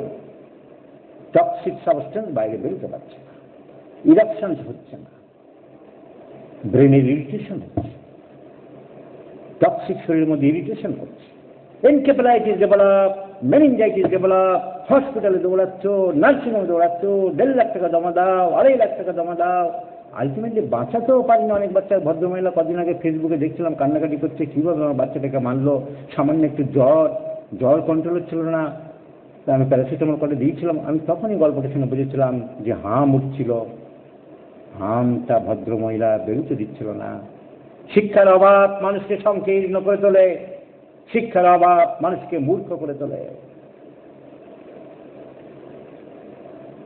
আর শিক্ষার অভাব তার সাথে পকেটে বেশি টাকা থাকলে মানুষকে আরো বেশি মূর্খ করে তোলে। অধ্যত্ত টাকার গরম দেখায়, আমার বাচ্চাকে অযত্ন করবো না আমি, কি করছে তা তুমি নিজে জানো না। তাহলে এই ইরাকশন বেরোতে পারছে না, অ্যান্টিজেন অ্যান্টিবডি রিয়াকশনটা বাইরে দিয়ে বেরিয়ে যাচ্ছিল চামড়ার উপর দিয়ে, তা আমি যেতে দিলাম না, না দিয়ে কি করলাম, আমি জোর করে সে টক্সিক সাবস্টেন্স থেকে বডির ভিতরে রাখতে চাইলাম, বডি সেটা নিতে পারছে না, প্রতিবাদ করছে, কন্ট্রাডিক্ট করছে, অ্যান্টাগনিস্টিক রিলেশন হয়ে যাচ্ছে, মেনিনজাইটিস, এনকেফেলাইটিস, কনভালশন, টর্কা, chorea, and lastly your child will be attacked by the black hands of the cruel death. And you will be the sole responsible for this. তুমি বাচ্চার বাবা, তুমি বাচ্চার মা, বেশি ভালো চাইছিলে বাচ্চাকে। তুমি বাইরে অফিসে যাওয়ার জন্য বেরুলে, একটা ভিখারির বাচ্চা, একটা ন্যাংটা বাচ্চা, বাবু একটা টাকা দিন, কপালে হাত ছেয়ে চলে গিয়েছিলে। তোমার বাচ্চার জন্য এখন 1.5 লাখ 2 লাখ খরচ করছো, নাটক করছো, কিন্তু বাচ্চাকে বাঁচাতে পারবে না। তুমি ভেবেছো তোমার বাচ্চাকে বেশি যত্ন করবে, বেশি কায়দা করবে, বেশি ওস্তাদি করবে, ওস্তাদের মা শেষটাতে হয়ে যায়। সো কি বলছিলাম যেন, লিউকোমিয়া। সো ওষুধের সম্বন্ধে সাইড এফেক্টস অফ, বই আছে আমাদের এখানে, বই আছে ড্রাগ অ্যাকশন ফোরাম বলে, অ্যালোপ্যাথি ডাক্তারদের ফোরাম আছে, তারা লিখেছে ওষুধের জন্য মানুষ না মানুষের জন্য ওষুধ। যাদের সম্ভব হবে বইটা পাবে বিভিন্ন জায়গায়, বইটা পড়বে। ওষুধ খেয়ে অসুখ, ভবানী প্রসাদ সাউর বই আছে, এসব বই পড়তে হবে, অনেক কিছু জানা যাবে। তবে আবার এসব কারণ ছাড়াও কিছু জেনেটিক ডিসঅর্ডারের জন্য লিউকেমিয়া হতে পারে, যেমন ডাউন সিনড্রোম। আমাকে অনেকে, আমাদের বন্ধুরা, ওই অরিম মাজিটা যে অনেকেই বলেছে যে আপনি ছোট করে লেকচার দেবেন স্যার, একদিনে বেশি দিলে মানুষ গন্ডগোল করে ফেলে, মাথা খারাপ করে ফেলে, তাই আমি আজকে আর বেশি বাড়াবো না, আমি তার থেকে মাঝে মাঝে দেবো, সেই ভালো। বলে বড্ড গুলিয়ে ফেলি আমরা। সো আমি ব্লাড রিলেটেড ডিজিজ বলতে গিয়ে বলছিলাম যে ব্লাড সেলস বলতে গিয়ে আমি বলছিলাম যে ডব্লিউবিসি যখন খুব বেড়ে যায় তাকে আমরা বলি লিউকেমিয়া। কারণ আমরা বললাম কিছু অ্যালোপ্যাথি ওষুধের জন্য হতে পারে, কিছু বেনজিন ফ্যাক্টরিতে যারা কাজ করে তাদের হতে পারে, আণবিক বিকিরণ রেডিয়েশন যারা রেডিয়েশন সেন্টারে কাজ করে তাদের হতে পারে, কিছু জেনেটিক কারণে ডাউন সিনড্রোম তার জন্য হতে পারে। 3 রকমের লিউকেমিয়া হয়, acute leukaemia, chronic myeloid leukaemia, chronic lymphatic. সে লিউকেমিয়া কয় রকম ভাগ, আবার এই লিউকেমিয়া ঢুকলে আবার অন্যদিকে আটকে যাবো, আবার লিউকেমিয়ায় না গেলে অন্যদিকে যেতে পারি। আমার হয়েছে বড় বিপদ, কোন দিকে যাবো আর কি করবো না করবো। তো লিউকেমিয়া ছেড়ে দিই, একসাথে একদিনে এত বেশি বললে মাথা খারাপ হবে। শুধু জেনে রাখি লিউকেমিয়া কেন হয় বললাম, ডব্লিউবিসিটা বেড়ে যায় পরপর করে। এইডস কেন হয় বললাম, টি লিম্ফোসাইট শেষ হয়ে যায় সেই কারণে বললাম। তাহলে শুধু মায়াজম অর্গানন নিয়ে কচকচনি করলে হবে না, সব জানতে হবে, সব পড়তে হবে। মডার্ন মেডিসিন নিয়ে খালি কচকচনি করলে হয় না, মডার্ন মেডিসিনকে খালি গালিগালাজ করলে বড় ডাক্তার হওয়া যায় না। এই যে এই লিউকেমিয়া, এর আবিষ্কার করেছিল কে? এর চিকিৎসাই ছিল না। ভারতবর্ষ স্বাধীন হওয়ার 1 বছর পরে 1948 সালে আমেরিকার বোস্টন শহরে ডক্টর সিডনি ফারবার এর ওষুধ প্রথম আবিষ্কার করে। তার সাথে আমাদের ইন্ডিয়ান সায়েন্টিস্ট একজন ছিল, সুব্বারাও। ওষুধটার নাম ছিল অ্যামাইন পটেরিন, আরও মডার্ন মেডিসিন অনেক বেরিয়ে গেছে। তাহলে লিউকেমিয়া আমি যতই কনস্টিটিউশন ট্রিটমেন্ট করবো ভালো, কিন্তু ইমিডিয়েট রিলিফ দেওয়ার জন্যে, প্রসেসটাকে চেক করার জন্যে হঠাৎ করে WBC না বাড়ে, তার জন্য 1948 সালে আমেরিকার বোস্টন শহরের সিডনি হারবার এবং ডাক্তার সুব্বা রাও আবিষ্কার করেছিল অ্যামাইন পটেরিন। এই ওষুধ ব্যবহারের পর থেকে লিউকেমিয়ার প্রভাব অনেকটাই কমেছে, অনেকটা পথে রাখা সম্ভব হয়েছে, অনেকটাই আটকে রাখা সম্ভব হয়েছে। Is it done by the homeopath? No. So you have no right to use strong language, bad language, missing language to the modern medicinal physicians. So, leukaemia 3 রকমের হয় আমি বলেছি। মেন সিমটম জ্বর, গাঁটে ব্যথা, ফ্যাকাশে, আর লিউকেমিয়া নিয়ে ডিটেলসে আমি ঢুকবো না। আমি ব্লাডের সেলস বলছিলাম, সেলস অফ দ্য ব্লাড। কিছু হোমিওপ্যাথিক সাইডে আসি। একটা না প্র্যাকটিস অফ মেডিসিনের ভিতরে ঢুকে গেছিলাম, অনেকের মাথা খারাপ হবে। এনিমিয়া বলতে বলতে আবার লিউকেমিয়া চলে গিয়েছিলাম। এনিমিয়াটা তো শেষ করাই হয়নি। এনিমিয়ার কারণটা কি আমি বলেছি, হ্যাঁ এনিমিয়ার কারণ বলেছি আয়রন ডেফিসিয়েন্সি এনিমিয়া মেন কারণ। মেগালোব্লাস্টিক এই সমস্তগুলো আর বলছি না। বোন ম্যারো ডিফেক্টিভ বলেছি। সিমটম, এনিমিয়ার সিমটম। আর একটা কথা বারবার বলেছি যে রক্তহীনতা কেউ লিখবে না, বলবে না রক্তাল্পতা, রক্ত যোগ অল্পতা। হীন মানে তার ব্লাড নেই, বুক ধরপর করে, প্যালপিটেশন, অনেক সময় কোনো লক্ষণই থাকে না। এনিমিয়া মেবি ইডিওপ্যাথিক, অনেক রোগীরই অনেক সিমটম থাকে। Diabetic maybe idiopathic, hypertension maybe idiopathic, কোনো কারণ ধরা পড়ে না। তো এনিমিয়ার যদি মোটামুটি সিমটম তুমি জানতে চাও, বুক ধরপর করে, palpitation, weakness, palpitation and weakness while stepping, walking or ascending stairs, সিঁড়ি দিয়ে উঠতে গেলে তার বেশি কষ্ট হয়, রেসপিরেটরি ডিস্ট্রেস, নিঃশ্বাসে কষ্ট হয়, মাথা ঘোরে, অবসাদ, কিছু ভালো লাগে না, একটা ডিপ্রেশন ভাব,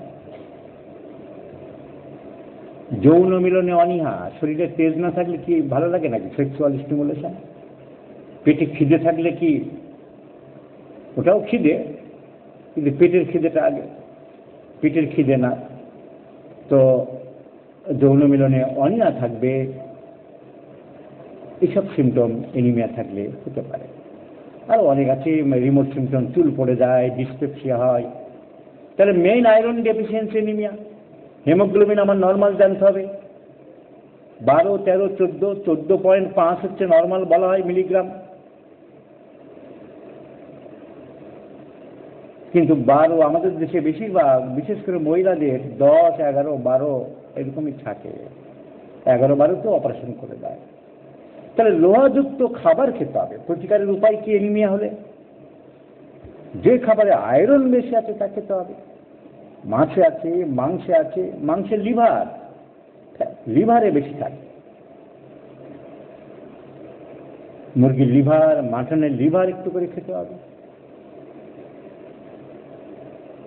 সো লিভার, গুড়ে থাকে, আখের গুড়ে প্রচুর আয়রন থাকে। শাক থাকে, শাকে আমাদের চলতি সাধারণ মানুষদের মধ্যে একটা ধারণা আছে কুড়ে খাড়া শাক, এবং ভুল ধারণা, রং আইডিয়া, কিচ্ছু নয়, অত অল্প বিস্তর থাকতে পারে। এনিমিয়া হয়েছে শুনলে কুড়ে খাড়া সিদ্ধ করে খাওয়াতে আরম্ভ করে। কে বলেছে? না ও রামু বলেছে। রামু করতেই জানলো না শ্যামু বলেছে, শ্যামু করতেই জানলো না হামু বলেছে, এই চলে আর কি। আয়রন কি হয়? কালো দাগ হয় বটিতে বা দায়ে, বা আয়রন লোহার চাকুতে হাত দিয়ে ঘষবে, জলে ভিজিয়ে দাগ পড়ে গেছে। তো আয়রন মিন্স কালো স্পট। যে ফল কাটলে 5 মিনিট রাখার পরে কালো স্পট হয়ে যাবে, তার মধ্যে প্রচুর আয়রন আছে। অ্যাপেল কেটে দেখো, পেয়ারা কেটে দেখো, আমলকি কেটে দেখো, 3-4 মিনিট রাখার পরে কালচে হয়ে গেছে। That means the fruit contains maximum amount of iron. খেজুরে আয়রন থাকে অনেক। আমাদের দেশের খেজুর উন্নত মানের নয় আরব দেশের মতন, কিন্তু যা হয় পথের ধুলোই লুকায়। আবার এমন উঁচুতে থাকে, পারেও না আর ও খাবে কি, লোকে বোঝে না। খেজুর dates are the very important or the richest source of iron. আমাদের এই ছোট ছোট খেজুরি হোক না, তবে এইসব ফলগুলোর একটা অসুবিধা হচ্ছে 12 মাসই না, ওই সিজন ছাড়া পাওয়া যায় না।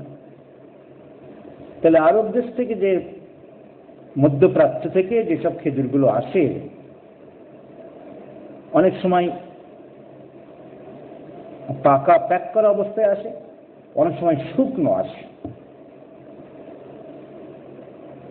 পাকা প্যাক করে যেগুলো আসে আমার অ্যাডভাইস ওগুলো না খাওয়াই ভালো,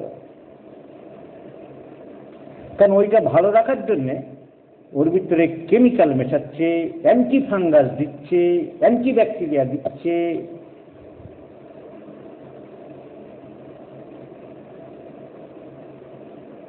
দশ দিন 15 দিন পাকাটাকে ঠিক রাখার জন্য উপকারের থেকে অপকার বেশি।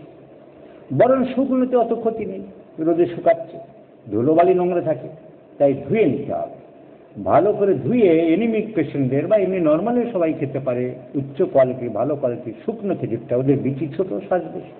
রাত্রেবেলা 3-4টে করে যদি ভিজিয়ে রাখা যায়, সকালবেলা যদি খাওয়া যায় খেতেও ভালো লাগে এবং খুব উপকারী। তাহলে আমি বললাম গুড়ে প্রচুর পরিমাণে আয়রন আছে, খেজুরে আছে, মাছ মাংসে আছে, মাংসের লিভারে আছে। যে ফল কাটলে কালো হবে পেয়ারা প্রচুর পরিমাণে আছে, অ্যাপেলে প্রচুর পরিমাণ আছে, পেয়ারাতে আয়রন আছে, ভিটামিন সি প্রচুর আছে, আমলকিতে আয়রন আছে, ভিটামিন সি প্রচুর আছে। একটা অ্যাপেলে থাকে 50 ইন্টারন্যাশনাল ইউনিট ভিটামিন সি অ্যাপেলে, পেয়ারাতে থাকে তার 5 গুণ বেশি, 250 সিসি, তাহলে আমাদের দেশীয় ফল দাম অনেক কম। আর একটা আমলকিতে থাকে 1500 cc, hell and heaven difference. তো শাকে আয়রন থাকে না, থাকে, কিন্তু ওই কুলেখাড়া শাকে যে প্রচুর থাকে এ ধারণা ভুল। কোন শাকে বেশি থাকে অনেকে চেনে বা জানে, বা বিভিন্ন জায়গায় আঞ্চলিক নাম আছে, পুনর্নবা শাক। এরকম লতানো গাছ হয়, মোটা মোটা থানকুনি টাইপের, কিন্তু মোটা ঠিক পাতা হয়। অনেক জায়গায় লোকাল গাদামারা শাক বলে। আজকাল এসব খাওয়া উঠে গেছে, লোকে আর খায় না, সফিস্টিকেটেড। আলু আর মাংস খেতে পারলে জীবন ধন্য মনে করে। তাই পুনর্নবা শাক is the richest source of iron. এর থেকে হোমিওপ্যাথি ওষুধ তৈরি হয়েছে। এই শাকের 2টো ভ্যারাইটিস আছে, একটা হচ্ছে সাদা পাতা, একটু সাদা পাতা, সাদা ঠিক না, মানে কালচে কম, সবুজ ভাবটা বেশি। পাতাগুলো খুব মোটা, প্রচুর রস থাকে পাতাগুলো, এবং যেখানে সেখানে ফেলে দিলেই হয়ে যায় গাছ। আমরা ছোটবেলায় আমি গ্রামে ছিলাম, আমি দেখছিলাম যে মরা নদী ছিল একটা, সেই নদীর কি চর বালি লোকে বাঁধ দিয়েছিল একটা নদীকে, তার যে মরা অংশ ছিল সে জায়গায় প্রচুর হয়ে থাকত। পরে বিভিন্ন বইয়ে পড়েছি, ইন্ডিয়ান ড্রাগসে পড়েছি। ইন্ডিয়ান ড্রাগসের উপরে সব থেকে ভালো বই আছে আমাদের ইংরেজিতে, ওনার নামটা ভুলে যাচ্ছি, খুব ভালো বই। হোমিওপ্যাথিতে আছে drugs of Hindustan, S C. Ghosh, Surajchandra Ghosh, colonel Chopra drugs of Hindustan,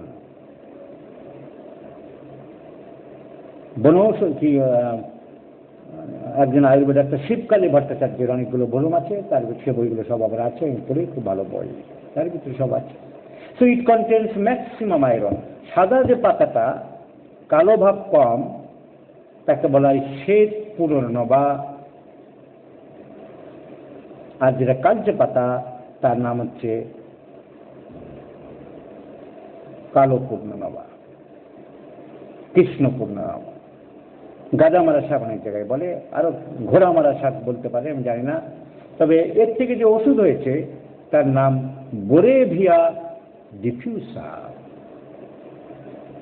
আর কালোটা ভ্যারাইটিস থেকে যে মাদার টিংচার আমাদের তৈরি হয় তার নাম বোরেভিয়া রাইপেন্স। আর যেটা সবুজ টাইপের বেশি মোটা পাতা তার থেকে যে ওষুধ তৈরি হয়েছে বোরেভিয়া ডিফিউসা।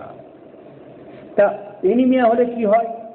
আরেকটা সিমটম হচ্ছে হাত পা ফুলে যায়, পিটিং ইডিমা। তাহলে এটা এনিমিয়ার খুব ভালো ওষুধ। এবং সেই হিসাবে ক্লিনিক্যালি পরীক্ষায় দেখা গেছে it is also very good medicine for dropsy of the legs. তাই যে কোনো হাত পায়ে ফুলে গেছে, আমার my very favourite medicine boerhavia diffusa mother, palliative constitution ওষুধ ভাববো দেবো, চিন্তা করবো, তার আগে তো রোগীটাকে ঠিক করতে হবে। সো বোরেভিয়া ডিফিউসা পুনর্ন বা শাক থেকে তৈরি, very good medicine for dropsy of the legs, Indian drug. এগুলো ইন্ডিয়ান ড্রাগ বা ড্রাগস অফ হিন্দুস্তান বা ভারতীয় ভেষজ বলা হয়। তার মানে এই নয় যেগুলো বাংলাদেশে নেই, প্রচুর আছে, কিন্তু নাম ইন্ডিয়ান ড্রাগস, ভারতীয় ভেষজ, ড্রাগস অফ হিন্দুস্তান বলা এই কারণে এইসব নামগুলো ওষুধগুলো আবিষ্কার হয়েছে দেশ স্বাধীন হওয়ার আগে। তখন তো পূর্ব পাকিস্তান বা বাংলাদেশ হয়নি, তখন একসাথেই সব ছিল, সেই হিসাবে বলা হয়। তার মানে এই নয় যে বাংলাদেশে নেই, কিন্তু নামটা এই কারণেই হয়েছে ড্রাগস অফ হিন্দুস্তান বা ইন্ডিয়ান ড্রাগস। কারণ সব অনেক আগের থেকেই তৈরি হয়ে গেছে, অনেক আগেই আবিষ্কার হয়েছে, তখন দেশ বা বাংলাদেশ পোর্শন ভারতের মধ্যেই ছিল, ইন্ডিয়ার মধ্যে। তাহলে আমরা জানলাম আয়রন ডেফিসিয়েন্সি কেন হয়, সিমটম কি, কি খাবার দাবার দিতে হবে, হোমিওপ্যাথিক ট্রিটমেন্ট। অনেকে বলবে যে চায়না মাদার দেব, আমি যদি বলি না এটা ঠিক হয়নি আমার মুন্ডুপাত করবে, ওরে বাবা, সে তখন বিরাট সত্য হয়ে গেল। একটা দেশে একজন বোটানির উপরে পাস করে হোমিওপ্যাথিক কোম্পানিতে গাছের শিকড় টিকড় বাঁচার জন্য একটা বোটানিস্টে যাবে, তার চাকরি দিয়েছে। সে আমাকে একদিন খুব লিখলো টিকলো ফেসবুকে, আপনি দারুণ মহান, যেমন লেখে অনেকে, অতিভক্তি চোরের লক্ষণটা। তারপর থেকে আমি এই জন্য আজকাল কি হয়, অতি প্রশংসায়ও গড়ি না। আমি পড়বো আপনার কোচিংয়ে 1 বছর পড়লো, তারপর একদিন লিখলো হঠাৎ এনিমিয়াতে চায়না মাদার খুব ভালো ওষুধ। আমি শুধু ভদ্রভাবে এটুকুই বললাম যে তোমার মধ্যে তো সম্ভাবনাময় প্রতিবাদ, কনস্টিটিউশনাল ট্রিটমেন্ট করতে হবে চায়না মাদার দিয়ে। চায়না মানে কুইনাইন মাদার দিয়ে সারে না, এই বলার অপরাধী। ওরে বাবা, আমার সমালোচনা, রাত দিন আলাদা গ্রুপ তৈরি করা, সেই গ্রুপে মদত দেওয়া, কি হলো, লোককে উপবাস করা, তোমার গুরু তো হয়ে গেল, তো ধান্দাবাজি, ও তো ব্যবসায়ী, অপরাধ। চায়না মাদারে এনিমিয়া সারে না, এটা তোমার বলার দরকার নেই। তো কে কি করলো কি বললো, matters little to me. Let's the barking dogs to bark, whatever the truth, truth is truth. সত্য সত্য, তাতে কোনো কুকুরের ঘর বাড়ানিতে বার্কিং এ কিছু এসে যায় না। চায়না মাদার দিয়ে এনিমিয়া সারানো যাবে না, কুলেখাড়া মাদার দিয়ে এনিমিয়া সারানো যাবে না, because homeopathic treat the patient, so constitutional treatment. তো রেপার্টরিতে দিয়েছে, অনেক জায়গায় দিয়েছে, বিভিন্ন বই, এনিমিয়ার উপরে প্রচুর বই আছে, বরিকে পাবে, রবিন মার্ফির বইয়ে পাবে এনিমিয়ার উপরে প্রচুর। এখন ওই এনিমিয়া দেখে চিকিৎসা করতে গেলে ঠকতে হবে। আমাকে জানতে হবে এনিমিয়া কেন হচ্ছে, আমাকে জানতে হবে, খাবারটাকে দিতে হবে, পজিটিভ ব্যাপারটা দেখতে হবে। রবিন মার্ফির বইয়ে ব্লাডের উপরে আবার আলাদা করে দেওয়া আছে এনিমিয়া। এই যদি এনিমিয়ার ওষুধ হয় তাহলে তো চিকিৎসা করা মাথায় উঠবে, সে রবিন মার্ফির ব্লাড ছিঁড়ে নিয়েছি আমি, আমার সব ছেঁড়ার কারবার।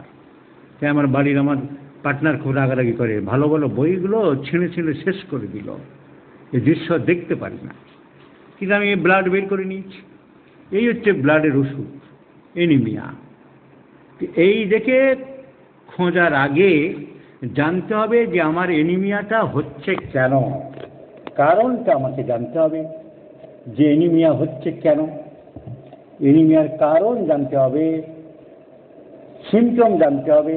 Treatment is constitutional. রোগী যদি রোগা হয়, ঘাটটা সরু হয়, লবণ খেতে ভালোবাসে, রাগ বেশি, রোদ সহ্য করতে পারে না, সর্দি কাশি প্রায় লাগে, ন্যাস্টাম is the choice of drug. দেখতে সুন্দর, লম্বা চওড়া চেহারা, ঠান্ডা জিনিস খেতে ভালোবাসে, কোল্ড ড্রিঙ্কস ভালোবাসে, আইসক্রিম ভালোবাসে, অন্ধকারের ভয় আছে, ইন্টেলিজেন্ট এনাফ, ফসফরাস দিতে হবে। চায়না মাদার নয়, তাতে কে আমার গোষ্ঠীর তুষ্টি করলো, I বদার্স my head very little. সত্যের জন্য সবকিছু ত্যাগ করা যায়, কিন্তু কোনো কিছুর জন্য সত্যকে ত্যাগ করা যায় না, বিবেকানন্দের কথা। So constitutional treatment. সাধারণত এনিমিয়াকে সাইকোসিস ম্যানিফেস্টেশনের মধ্যে ধরা হয়। হ্যানিম্যান এগুলো কিচ্ছু বলে যায়নি, পরবর্তীকালে লোকজনরাই ভাগ বাটোয়ারা করেছে। সে এনিমিয়াটাকে সাইকোসিস ধরা হয়, কারণ কি, সাইকোসিসের সিমটম পরবর্তীকালে অনেকে রিসার্চ করে, আলোচনা করে, চিন্তা ভাবনা করে বলেছে incoordination of the system of the body, অসামঞ্জস্যতা। এটা একটা অসামঞ্জস্যের মধ্যে পড়ছে, তাই সাইকোসিস বলা হয়। সিমটম মেলাতে হবে, এটা হলো ম্যান। সব ওষুধের তো অ্যান্টিসাইকোটিক অ্যান্টিসিডিক প্রপার্টি আছে। So anaemia constitutional treatment. শুধু আয়রন থেকে তৈরি হয়েছে বলে ফেরামেট দেবো না। আর কোত্থেকে পেয়েছে সব বড় বড় large large monkeys, large large berry, China mother, I do not know. Leukaemia আলোচনা করেছি, ব্লাড রিলেটেড ডিজিজ। এনিমিয়া আলোচনা করলাম। থ্যালাসেমিয়াটা একটু বলি, তো কি মনে থাকবে আজ, না বাদ দিয়ে দেবো? থ্যালাসেমিয়াটা সংক্ষেপে বলে বরং রাখি। What is thalassaemia?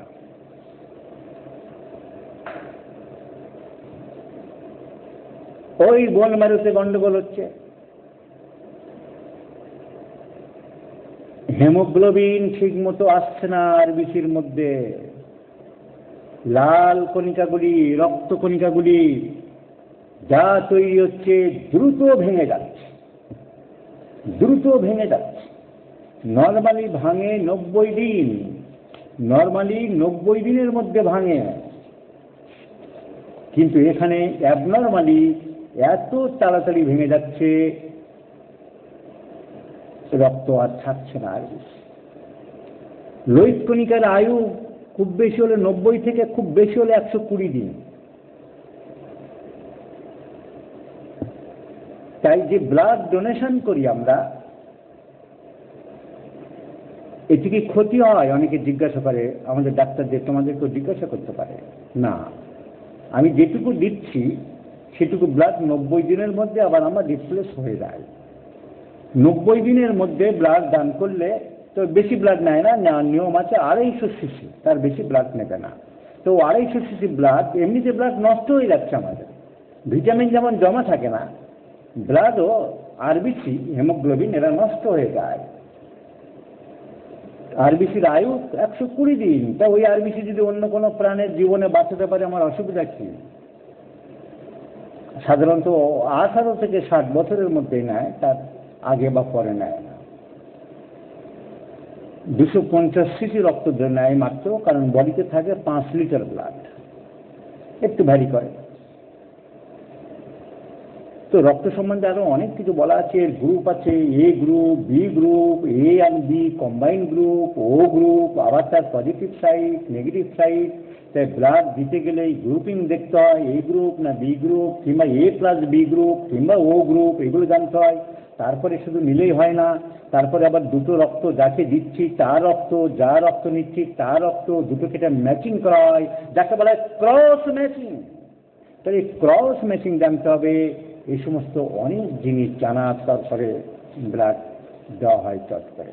যাই হোক, থ্যালাসেমিয়া, থ্যালাসেমিয়া,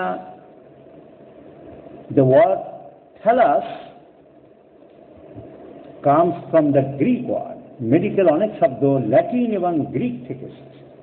থ্যালাস কথার মানে হলো সমুদ্র, কারণ সমুদ্র এলাকায় এই রোগটা বেশি হতো।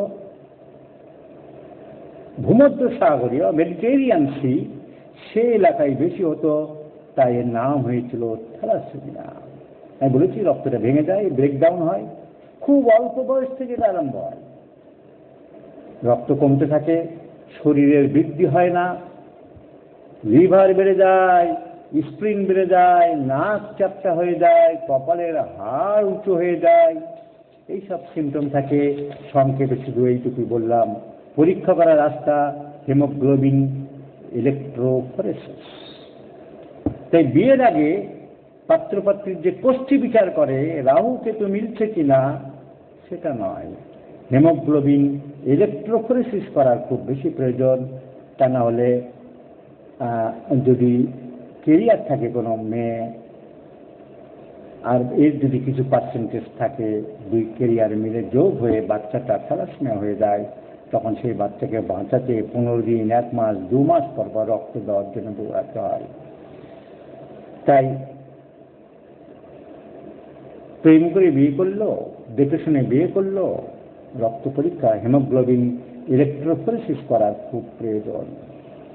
অনেক বাড়িতে আবার আপত্তি করে এসব করার কি দরকার, দরকার, তারা বোঝে না। বারে বারে রক্ত দিতে হবে সেটা কি খুব ভালো? তবে কি হয়, বারবার রক্ত দেওয়ার জন্য, বাইরের অন্য লোকের রক্ত দেওয়ার জন্য তার ভিতরে তো আয়রন থাকে, এক্সেসিভ আয়রন জমে যাচ্ছে। আয়রন এদের শরীরে কাজে লাগে না, তাহলে আয়রন জমে জমে একটা উদ্ভট পরিস্থিতির সৃষ্টি হয়। সেখানে আয়রন যাতে নষ্ট হয়ে যায়, আয়রন যাতে জমতে না পারে, তার জন্য অ্যালোপ্যাথিকে সবসময় একটা আলাদা ওষুধ দেওয়া হয়। যদি আমাদের প্রশ্ন করে যে ডাক্তারবাবু ব্লাড দেওয়ার সময় অ্যালোপ্যাথিক ডাক্তারেরা একটা ওষুধ দেয় ট্যাবলেট, সেটা কি চলবে? অবশ্যই চলবে। তুমি অর্গানঞ্জনে পাকামো করে কিচ্ছু লাগবে না বললেই বিপদ। ওর শরীরে কিন্তু আয়রনগুলো জমতে থাকবে, and that will very difficult. So what is the treatment of thalassemia in homeopathy? Blood transfusion যেমন চলছে চলবে। যারা বোঝে না, মূর্খ, এমন অনেক হোমিওপ্যাথি ডাক্তার দেখেছি, ব্লাড লাগবে না, ওসব কাগজপত্র হসপিটালে দরিয়ায় ফেলে দাও, আমি যা করছি এটা ঠিক হয়ে। মূর্খ আছে অনেক, কি করে যাবে। এই ডক্টর সাদ আমাকে প্রশ্ন করছিল, স্যার কুমিল্লার এক ডাক্তার বলেছে যারা অ্যানাটমি ফিজিওলজি নিয়ে কথা বলে তারা হোমিওপ্যাথি ডাক্তারেরা বাচ্চা কিচ্ছু জানে না, কি উত্তর দেবো? আমি বললাম এই ছাগলকে কোনো উত্তর দেওয়ার দরকার আছে তোমার? ছাগলের ভেবা করুক না, তোমার কি এসে দেয়? সো ওই আয়রন যাতে শরীরে না জমে তার জন্য কিন্তু ওখান থেকে মডার্ন মেডিসিনের ডাক্তারবাবুরা ওষুধ দিলে সেটা কিন্তু বন্ধ করবে না। তাহলে আর একটা, যখন বলছি ব্রেনে নিতে পারছি কিনা সবার জানি না, আমি যতটা সম্ভব কম করেই বলছি। আর একটা ডিজিজ বলা যাক, haemophilia, blood related disease. What is haemophilia?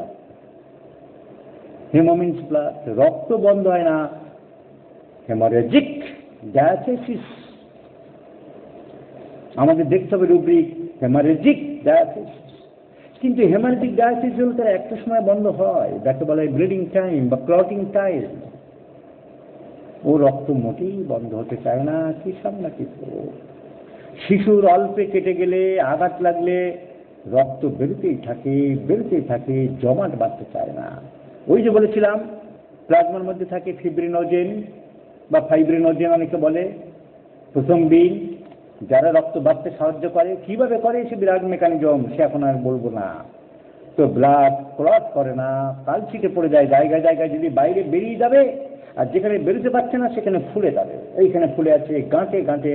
বাচ্চারা তো খেলাধুলো করতে গিয়ে লেগে গেল, বাচ্চাকে কতক্ষণ আটকাতে পারে মা বাবা? ফুটবল খেলতে গেল, বন্ধুদের সাথে ইয়ার্কি মারলো, ও কি হলো, একটু ধাক্কা লাগলে রক্ত বেরিয়ে যাচ্ছে, এক্সট্রা ভ্যাসেশন অফ ব্লাড, টিস্যু স্পেসে রক্ত জমে যাচ্ছে, তাহলে ফুলে যাচ্ছে জায়গাটা। সোয়েলিং হেয়ার অ্যান্ড দেয়ার, এই সিমটম তো থাকবে। এরও বিয়ের আগে জানা যায়, পরীক্ষা আছে, হেমোফিলিয়া টেস্ট। আর যখন একবার হয়ে গেছে তখন বাচ্চাকে সাবধান রাখতে বলতে হবে যতটুকু সম্ভব। হোমিওপ্যাথিক ট্রিটমেন্ট জেনেটিক ডিজিজ সারানো যায় না, ইমপ্রুভ করা যেতে পারে। ওই ফুলে যাচ্ছে, জমে যাচ্ছে রক্ত, ওগুলোকে অ্যাবজর্ব করা যেতে পারে। টেন্ডেন্সিটা হোমিওপ্যাথি থেকে চেষ্টা করা যেতে পারে, because homeopathy acts over the immunity system. তাই ডানকেন্স মাস্কুলার অ্যাট্রফি হোক, মায়োপ্যাথি হোক, থ্যালাসেমিয়া হোক, লিউকেমিয়া হোক, সব কিছুতেই হোমিওপ্যাথি ট্রিটমেন্ট করতে পারি। কারণ কোন পেশেন্টের ইমিউনিটির ক্ষেত্রে কি পরিবর্তন হচ্ছে, কতটা হবে, কারণ বিজ্ঞানে শেষ কথা কিছু নেই। আজ যেটা বলছে মডার্ন মেডিসিনে বারবার পরীক্ষা নিরীক্ষা করে হাই থিসিস, কালকে গিয়ে বলছে ওটা হাইপোথিসিস। সুতরাং হোমিওপ্যাথি কোন অ্যাঙ্গেল থেকে কিভাবে ইমিউনিটির উপরে কাজ করে ইমপ্রুভ করবে আমরা বলতে পারি না।